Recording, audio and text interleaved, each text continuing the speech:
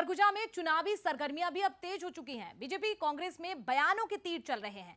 BJP अब TS Singhdeo को बीच में लाकर कांग्रेस पर बड़े हमले भी बोल रही है, तो कांग्रेस बीजेपी को अति उत्साहित भी बता रही है। देखिए,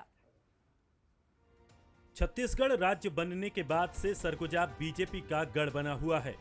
24 के चुनाव में पार्टी के नेता एक बार फिर जीत का दावा कर रहे हैं, तो 2 दशक से जीत के लिए तरस रही कांग्रेस इस बार जमीन तलाशने में जुटी है।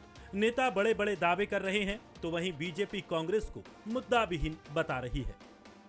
मोदी के सामने विपक्ष क्या, कांग्रेस टिकी नहीं रही। कांग्रेस के लोग भगदड़ मचा हुआ है। कांग्रेस छोड़ छोड़ के भारतीय जनता पार्टी में लोग आगे आ रहे हैं। मोदी जी की सरकार बनाने के लिए, सनातन धर्म को बचाने के लिए सभी लोग एकजुट होकर के भारतीय जनता पार्टी की सरकार, मोदी जी की सरकार केंद्र में लाने के लिए सब लोग एड़ी चोटी लगाकर तत्पर हैं। कांग्रेस तो पहले भी भ्रम फैला के ही राज करी है, तो अभी भी सोचती है कि शायद हमारे भ्रम में आ जाए जनता, लेकिन अब भ्रम में जनता आने वाली नहीं है। बीजेपी के आरोपों पर कांग्रेस ने पलटवार किया। साथ ही बीजेपी के एक तरफा जीतने के दावे को कांग्रेस ओवर कॉन्फिडेंस बता रही है। हम तो आपको जनता ने मौका दिया, हमें अभी किनारे किया, हम किनारे हैं, कोई बात नहीं, किनारे हैं।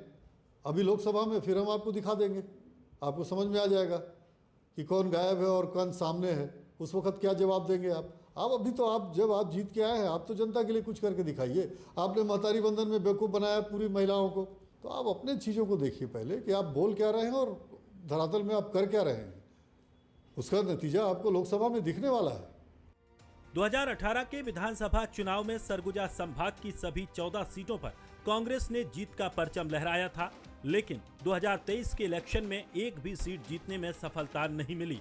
टीएस सिंहदेव जैसे बड़े नेता चुनाव हार गए, जिसकी वजह कांग्रेस में गुटबाजी भी बताई जा रही थी। अब लोकसभा चुनाव में भी यही आरोप कांग्रेस में लग रहे हैं।